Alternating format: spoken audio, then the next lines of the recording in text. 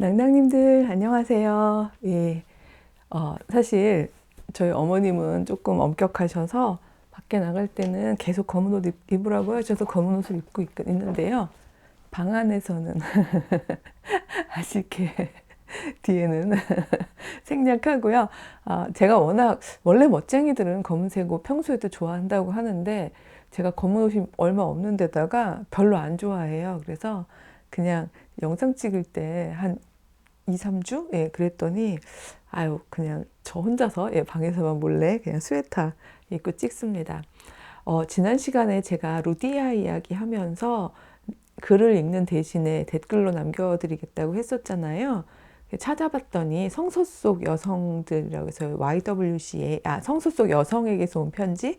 그래서 YWCA에서 그 한 1년 반 정도 진행했던 그 평신도 여성들하고 함께했던 거기서 사실 제가 이제 미드라시적인 성경 읽기의 상상력을 좀 갖게 되었는데 그때 얘기했던 내용들 엮은 비관행으로 엮었던 건데 거기에 루디아 이야기가 있더라고요. 그래서 아래 댓글로 쭉 좀 댓글에 답글 이렇게 적어드렸어요. 그래서 궁금하시면 보시면 될 것 같고 약간 그 상상력이 오늘도 좀 이어질 수 있을 것 같아요.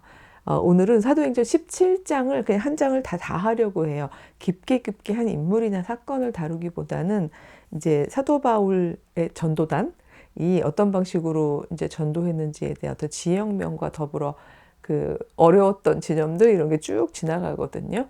그래서 그 내용들 이야기할 때 보면 공통으로 드러나는 그 헬라 귀부인들 이야기가 있어요.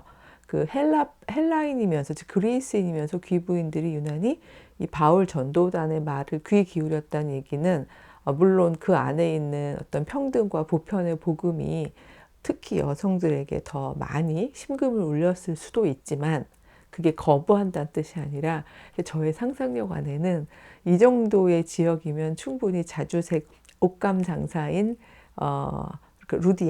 루디아가 끼쳤을 영향력이나 인맥은 저는 분명히 있었을 거라고 생각하는데 성서에는 그런 이야기가 담겨 있진 않지만 어쩌면 뭐 루디아네 집에 자주 옷감을 사러 왔다가 뭐 건네들었던 익숙한 이야기였었을 수도 있고요. 근데 그걸로 한번 마음문을 조금 연 다음에 바울을 직접 만나고 바울의 이야기를 들으면서 또 마음의 결단을 했을 수도 있고 그래서 그 헬라 귀부인들 이야기할 때 저는 루디아의 영향력 내지는 루디아의 빛이 약간씩은 있지 않을까 그런 상상력을 좀 펴보게 됩니다. 사도행전 17장에 보면 이제 그들이라고 하는 건 계속 말씀드립니다만 바울 전도단 적어도 세 사람이죠. 그쵸? 일단 바울 있고요. 그 다음에요. 좀 싸우면서까지 데려갔던 실라 있고요. 그 다음에 디모데는 계속해서 나오진 않지만 굳이 디모데의 동네까지 가서 같이 권하여 데려갔다는 구절이 있는 것으로 보면 계속 동행을 하고 있는 거죠. 동행하고 있는 걸 확인할 수 있는 구절이 있어요. 사도행전 17장 이제 아직 순서대로 가기 전에 14절에 보면요. 형제들이 곧 바울을 내보내어 바다까지 가게 하되 실라와 디모데는 아직 거기 머물더라. 그래서 그때 실라와 디모데는 하고 디모데가 나와요. 그러니까 성서 안에서 이름이 안 나온다 그래서 꼭 둘이 다녔구나. 이렇게 보는 것은 저희들의 상상력이 좀 너무 좁혀서 생각하는 게 아닌가 이런 생각이 들고 또 그렇게 보자면 이 셋만 다녔을까를 놓고 보면 이게 주로 말씀을 전하고 중요한 어떤 핵심적인 사역을 했던 세 사람이지 과연 셋이었을까? 물론 뭐 예수님이 예전에 12제자단을 데리고 또 여자 제자단도 함께 동행하면서 또 그 뒤로는 많은 그 유대인 평민들이 막 따라다니면서 이런 정도의 규모는 아니었겠죠. 하지만 저는 조금 더 있지 않았을까 이런 생각도 해보고 그래도 어느 정도의 그 단이라고 제가 붙일 만큼의 사람들이었을 거라는 생각은 좀 듭니다. 17절에 보면요. 그들이 하는 이제 그들이 암비볼리와 아볼로니아로 다녀가 데살로니카에 이르니 이제 여기 나오는 첫 번째 지명은 데살로니카. 그러니까 이미 약간 우리가 알고 있는 그저 편지들, 이제 바울의 서신들을 저희가 알고 있기 때문에 아 이제 드디어 데살로니가 아는 동네가 나왔다라고 좀 반가움이 있죠. 거기에서 자기의 관례대로 그들에게로 들어가서 새 안식일 동안 성경을 가르쳤다고 돼 있죠. 3주 성경 단기 코스반 뭐 이렇게 해야 될까요? 그러니까 그리스도인의 시각에서 보는 아마 요즘에 포스터 붙였으면 그 뭐죠? 그 유명한 바울 강사 뭐 여기 그쵸? 데살로니가에 오다 이러면서 뭐 3주 특별 뭐 성경 공부, 사경회 뭐 이런 거 붙을 수도 있겠죠. 근데 이 3주 동안 이제 회당에서 여기는 빌립보와 달리 빌립보인 회당이 없었잖아요. 그러니까 빌립보가 훨씬 더 열악한 그러니까 유대인의 어떤 그 종교 전통에 있어서는 열악한 곳이라고 생각하는 걸 저희가 충분히 유추할 수 있는데 데살로니가에는 그래도 회당이 있고요. 거기서 3주 동안 성경을 가지고 이제 강론을 했는데 그 뜻을 풀었다는 거죠. 그래서 그 내용은 중요한 내용인데 제가 굳이 말하지는 않을게요. 왜냐하면 여기서 강론한 부분도 있고 이제 아테네에서 광장에서 이야기한 것도 있고 다 있는데 오늘은 이 이제 행적에 대한 이야기를 조금 더 강점을 주려고 하기 때문에 어쨌든 성경을 기독교인의 시각에서 다시 풀어줍니다. 네, 그리고 4절에 보면은 어떤 사람, 곧 경건한 헬라인은 고넬료부터 시작해서 쭉 나오잖아요. 유대인으로 개종을 한 건 아니지만 그 종교적 가르침에 굉장히 감명을 받고 또 그 율법대로 살려고 애를 쓰고 있는 이방인들이었죠. 그 헬라인의 큰 무리와 적지 않은 귀부인도 권함을 받고 바울과 실라를 따르나 이렇게 되어 있습니다. 그러니까 아까 제가 여기서 진짜로요? 여기 귀부인이 있네요? 라고 이제 확인을 하실 수가 있는데 경건한 헬라인들의 경우에는 유대인의 가르침 자체도 사실은 충분히 내 삶을 이끌어 나아갈 수 있는 그 어지럽고 소비 문화가 정말 뭐 향락과 소비가 하늘 끝에 다르는 그런 당시의 그리스 로마 문화를 보면서 약간 염증을 느끼고 혐오하고 이러고 있다가 옳은 길에 대한 정의와 공의에 대한 그쵸? 그리고 생명사랑에 대한 이제 어떤 그 유대 토라 안에 담겨 있는 이 내용들에 감명을 받았었어. 읽고 감명받고 된 그런 식구들인데, 같은 내용을 조금 더 깊고 보편적, 왜냐면 유대인들에게만 있었던 하나님의 사랑이 아니라 이제 온 인류를 향한 이제 아데네 설교 나오면 좀 더 선명하게 나오는데요. 뭐 인류를 향한 그 이야기들을 들어가면서 당연히 감명을 받고 또 권함을 받고 그걸 수긍할 수밖에 없겠죠. 그러니까 제가 이런 것들이 또 그리나요? 어저께 사실 학회에 갔다 왔거든요. 그래서 요즘에 이제 제가 카렌 바라드를 읽고 있어요 하고 한번 말씀을 드린 적이 있는데 요즘에 이제 신유물론적인 그 생각을 가지면서 그 안에서 인간을 그 설명하려는 사람들이 좀 늘어났고 또 그들의 저작들이 한국에서 읽히면서 되게 나름 학계에서는 핫한 담론이거든요. 근데 이제 제가 그 중에서 유명한 사람들인 이제 해러웨이라는 사람하고 바라드라는 사람의 그 인간 이해, 그러니까 꼭 인간만의 문제가 아니라 생명 이해, 생명체에 대한 이해, 요거를 이제 가져와서 설명하면서 장점도 있지만 기독교적인 그 어떤 실제론, 우리 신 중심의 실제론이라고 치자면 그건 이제 신학적 실제론이라고 제가 표현을 했는데 거기서 보면 뭐가 문제인가 이런 거 하면서 그 마지막에 제가 존재의 기공성 얘기를 했어요. 예, 이제 존재의 기공성이라는 단어로 이제 우리의 존재를 설명한다면 그들이 얘기하고 있는 단점도 이제 그 소위 서구 유럽의 남성 중심적이고 단독자라고 하면서 막 이성 중심의 이제 인간만이 우월한 그리고 인간 중에서 남자만이 남자 지식인 서구 백인 어떤 뭐라 그러죠 형상의 기준을 잡아놓은 그 예수님조차도 예수님은 분명히 아람 족속인데 유대인인데 예수님조차도 완전히 백인으로 그려놓는 그들의 어떤 그러한 오만함을 극복하되 그러나 우리가 왜냐하면 바라드나 헤러웨이는 제가 뭐 다 설명은 안 드리겠습니다만 거의 인간 존재와 다른 그 비인간 생명체들 사이의 위계나 차이가 거의 없는 방식으로 막 그 설명을 하거든요. 그래서 그런 또 단점은 우리 분명히 있잖아요. 차이가.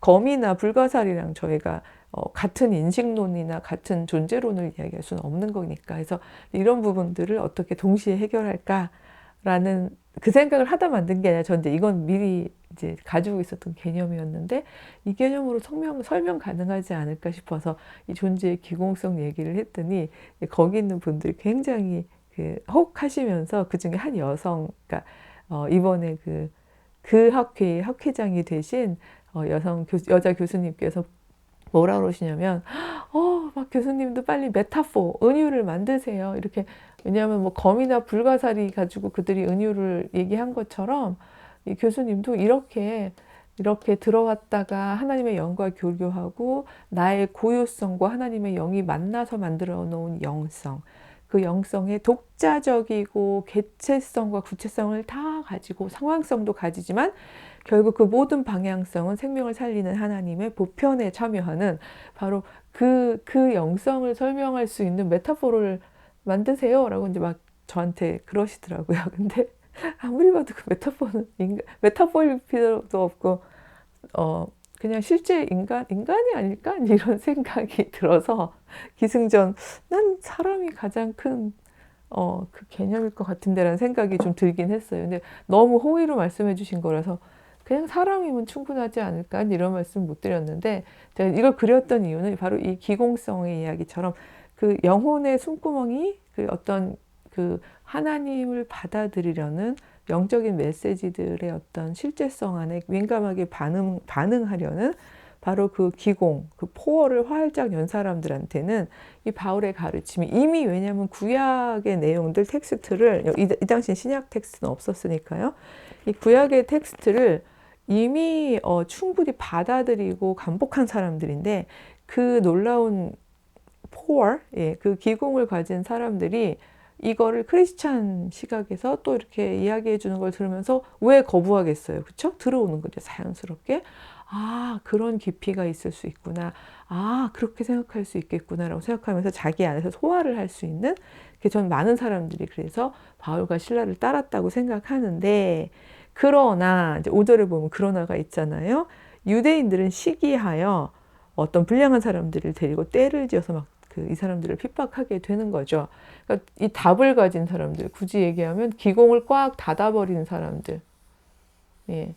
완전히 내 안의 답으로만 사로잡혀 있어서 제가 그때 들숨은 쉬지 않고 날숨만 쉬는 사람들이라고 표현을 했었는데 이 날숨만 쉬는 이 사람들, 바로 이 사람들은 남의 얘기는 안 듣고 지 얘기만 막 하면서 이게 옳다고 하는 사람들인데 내 얘기를 안 들어주는 다른 사람들을 보면 당연히 화가 나고 시기하고 그쵸. 이렇게 때를 지어서 성을 소동하게 하기도 하죠. 그러면서 야손의 집에 침입하여 그러니까 이게 참 재밌어요. 제가 하트로 안 가려질까요? 야손?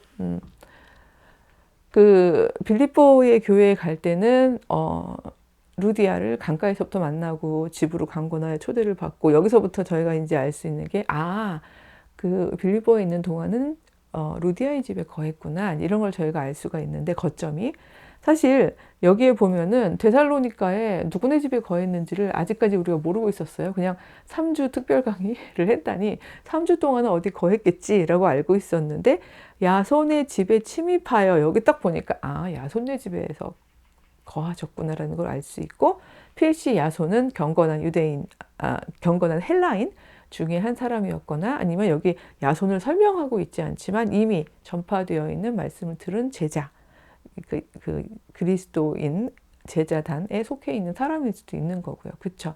어쨌든 이 야손의 집에서 머물러 있었던 거였는데 봤더니 바울, 실라, 디모데 다 안 보여요. 미리 빼돌렸겠죠. 설명 안 나와 있지만 그러니까 이제 화가 나서 야손하고 몇몇 형제들을 끌고 가가지고 천하를 어리지럽게 한 자다. 야손이 그들을 맞아들였도다. 막 이 사람들이 가이사의 명을 거역했다. 이 사람들은 예수를 왕이라고 한다. 어떻게 우리 로마인이 다른 임금을 섬길 수 있느냐. 막 이런 식으로 표상적인 것들을 가지고 막 난리를 칩니다. 그래서 아마 이 사도행전 17장을 처음 읽는 분 같으면 뒤에 놀랐을 것 같아요. 1장부터 왜냐하면 이러다 보면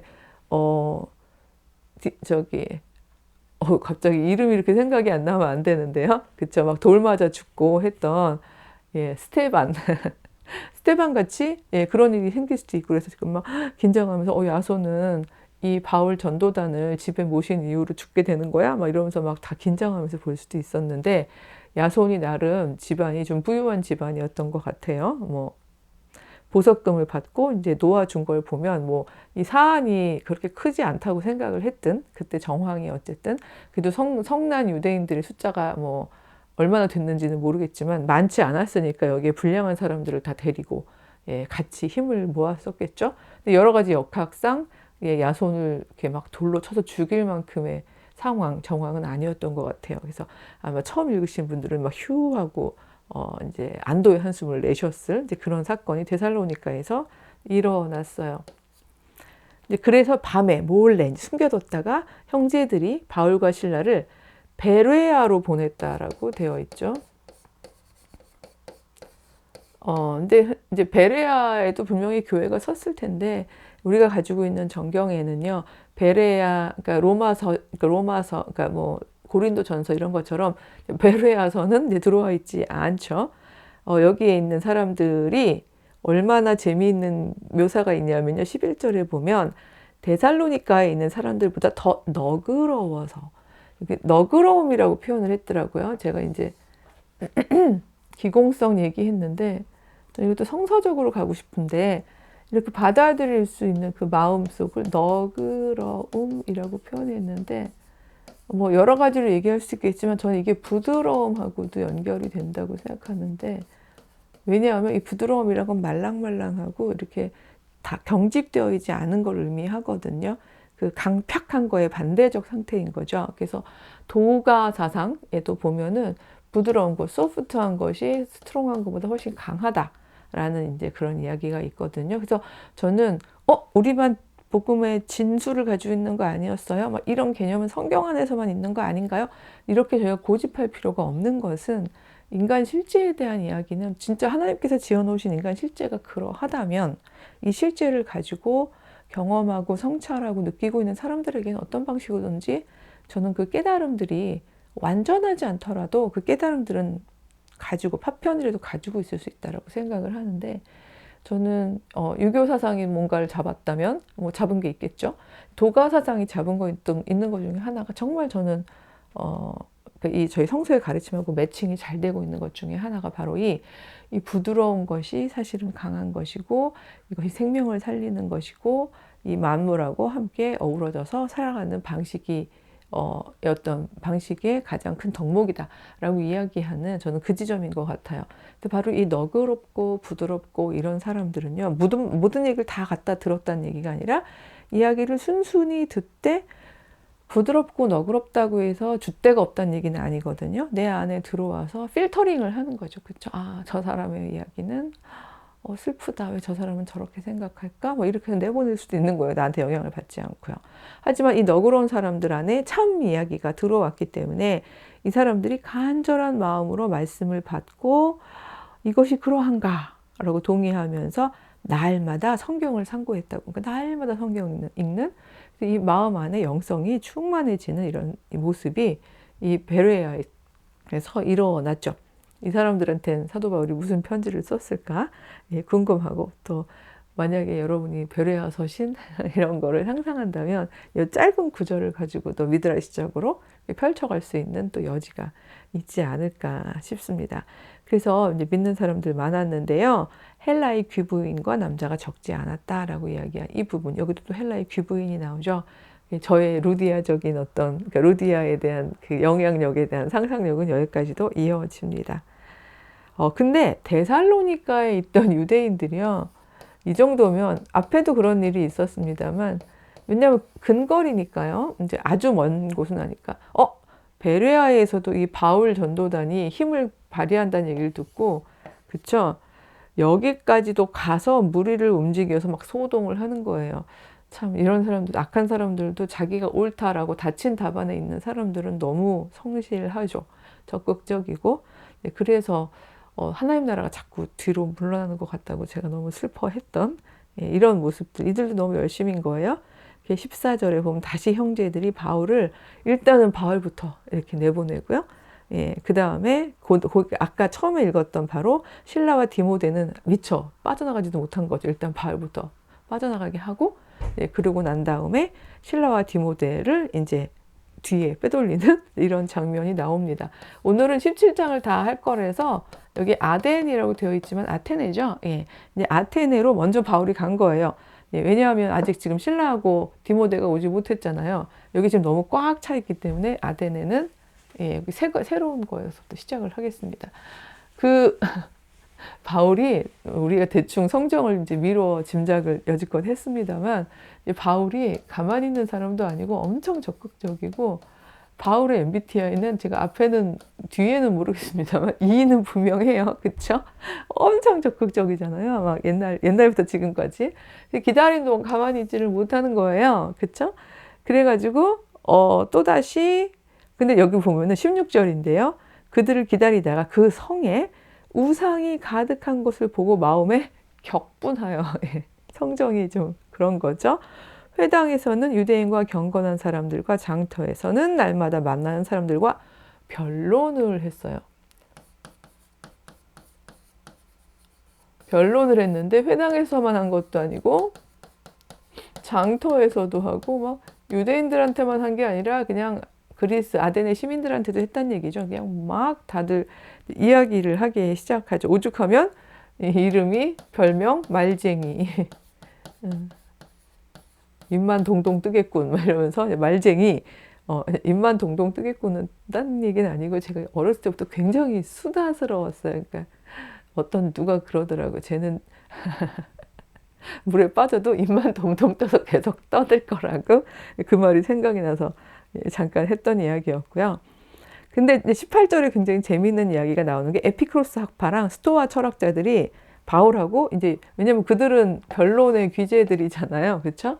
뭐 제가 지금 여기서 에피크로스 학파는 뭘 지향하고 스토아 학파는 뭘 지향하고 뭐 이 얘기하면은 막 너무 길어질 것 같은데, 철학 개론, 뭐 인문 이런 거 배우신 분들은 아시겠지만 이 아테네는 그야말로 고대 철학의 산실이죠. 예, 정말 그들은 여기 뒤에도 나오던데요. 몇 장이더라? 21절에 보면요. 모든 아덴 사람과 거기서 나그네 된 외국인들이 가장 새로운 것을 말하고 듣는 것 이외에는 달리 시간을 쓰지 않음이더라. 이런 말이 있거든요. 그러니까 시민들이 여기 나오는 아레오바고 광장에서 서로 변론하고 뭔가를 이렇게 지적인 열망, 이 새로운 것을 알고자 하는 열망, 이런 것들이 유난히 강하고 문화화되어 있는, 성정이 강했다기보다는 저는 그게 이들의 문화이기 때문에 그게 계속해서 문화적으로 습득된 것들일 수도 있고, 어떤 감정들은 제도적이거든요. 계속 권장되다 보니까 어렸을 때부터 계속 그 부분에 대해서, 그렇죠. 그리고 근데 이 당시에 시민은 모두가 시민이 아니고요. 일단은 자유인이어야 됐었고요. 노예는 시민으로 안 쳐줬거든요. 그다음에 남자여야 되고요. 여자들은 시민으로 안 쳐줬어요. 되게 제한적 의미의 시민이죠. 그리고 이제 어느 정도의 자유인이면서 어느 정도의 토지 소유도 가지고 있고 어느 정도의 그 재산을 가지고 있고 소위 세금을 낼 수 있는 그런 남자들에게만 국한되어 있었거든요. 그러다 보니까 이 시민 토론이라는 것도 어떻게 보면 제한된 사람들의 토론이긴 한데, 그래도 주변 나라들에 비하면 뭐 귀족도 있고 막 이런 주변 나라들에 비하면 비교적 평범한 사람들에게도 발언권이 주어져 있는 이제 그런 상대적 민주주의적인 이제 세팅이 되어 있는 거긴 하죠. 그래서 이 사람들의 이 지적 열망에 대한 욕구들이 정말 강했어요. 그래서 철학에서는 그거를 에로스라고 얘기를 해요. 에로스요? 그거 성적인 열망 아닌가요? 근데 에로스의 그 하향 버전이라고 할까요? 에로스의 세속 버전? 좀 대중적 버전? 뭐 혹은 저급한 버전?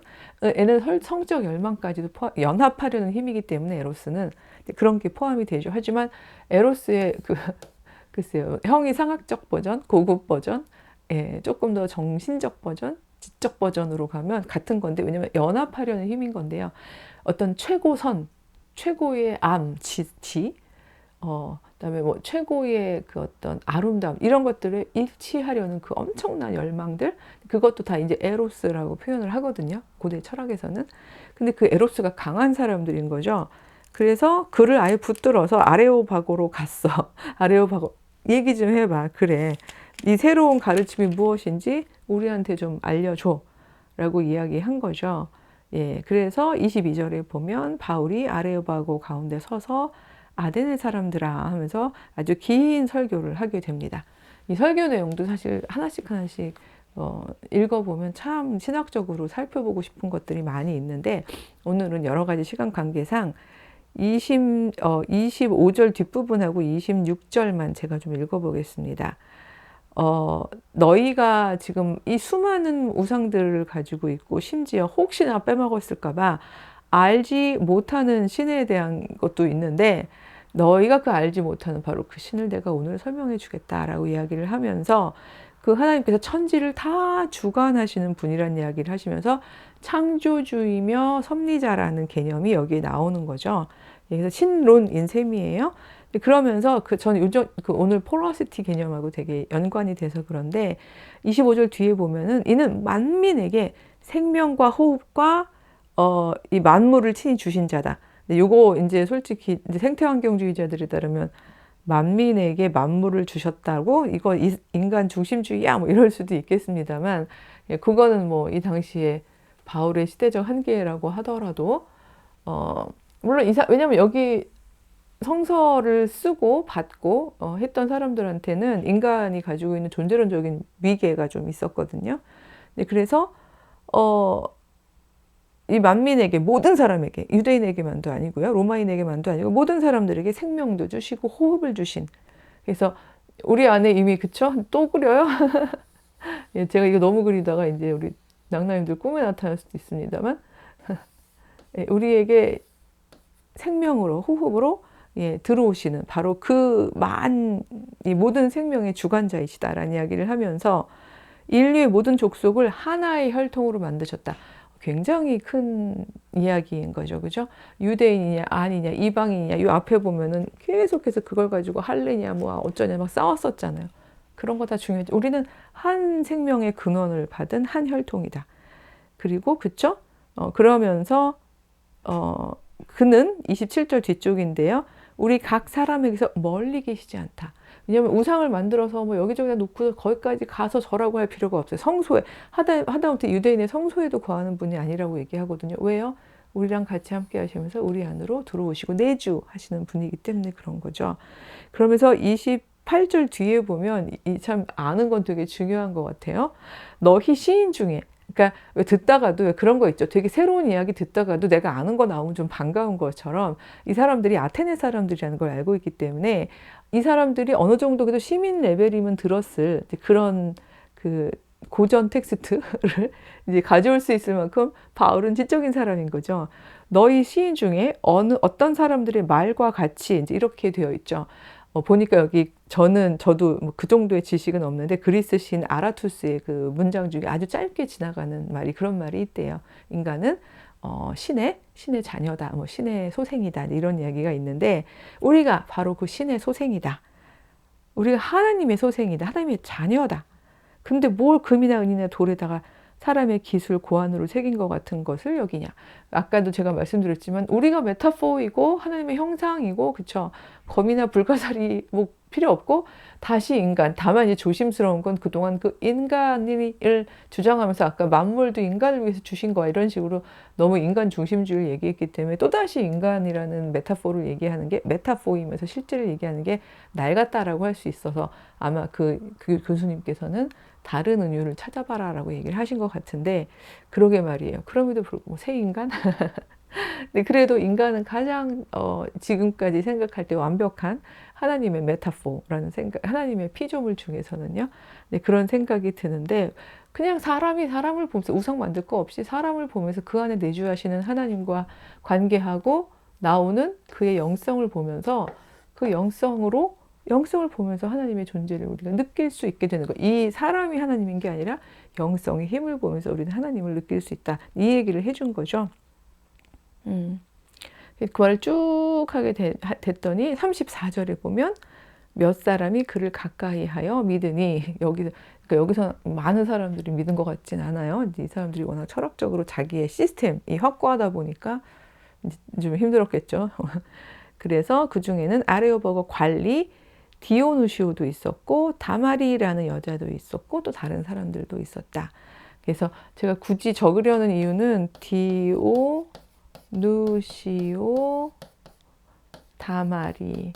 우리가 사실 사도행전 읽으면서도 휙 지나갈 수 있는 이름들이잖아요.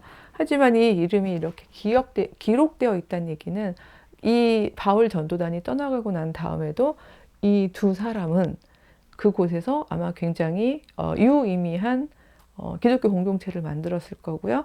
그랬기 때문에 초대교회의 사람들에게 이름이 기억되는 이름이었을 거예요. 이름이 사람들이 내가 아는 이름 나오면 반가운 것처럼. 그래서 이 이름이 기록되었다고 저는 생각이 되는데 그렇게 보자면 이 이름을 저희가 휙 넘어가면 안 되는 이름일 거라고 생각을 해요. 그래서 저희가 예를 들어서 빌립보에는 루디아가 있었지, 그렇죠? 아까 데살로니가에는 야손네 집이 있었던 거야. 뭐 이런 것처럼 저희가 아덴에는 디오누시오랑 다마리가 있었구나. 이런 것쯤은 저희가 왜냐면 이들이 받았을 그 어려움과 고난과 이런 걸 생각하면 이름 기억해 주는 건 정말 요만한 일이잖아요. 이름을 기억해 주고 또 훗날 뭐 저희가 이름을 남기자 뭐 이것까지는 아니지만 훗날 지금 이 시간과 이 공간 속에서 누군가가 그 많은 이름들 속에서 우리들의 이름을 기억해 줄 수 있는 그런 삶을 살아야겠다는 이런 생각이 들었습니다. 예, 제목 어떻게 정할지는 모르겠지만 일단 예, 주일도 잘 보내세요. 안녕.